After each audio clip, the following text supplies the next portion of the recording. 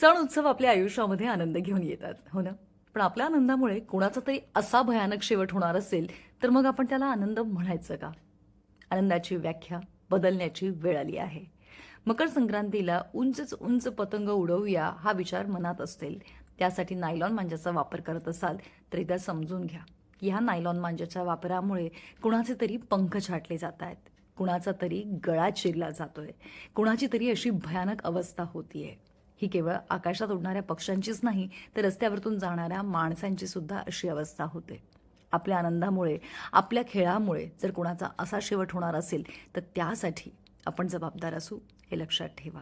जर कुणी आपली अशी अवस्था केली, तर आपण त्यांना माफ करू का? नाही ना? म्हणूनच सांगतेय, सण उत्सव साजरे करूयात, पण अशा पद्धतीने जीवितहानी टाळूयात. आणि दुसरी महत्त्वाची गोष्ट, पुणे फायर ब्रिगेड टीमचं विशेष कौतुक.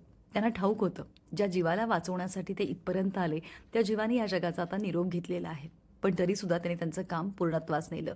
कारण या नायलॉन मांजामध्ये इतर दुसरा कुठलाही पक्षी अडकून त्याची अशी अवस्था होऊ नये, हीच त्यामागची भावना. हॅट्स ऑफ या सगळ्या हिरोजला. त्यांनी त्यांचं काम केलं. सलाम त्यांच्या कार्याला. आणि पुन्हा एकदा सांगेल की अशा पद्धतीने जर एखादा पक्षी तुम्हाला जखमी अवस्थेत आढळला, तर तातडीने 101 या नंबरवर कॉल करा.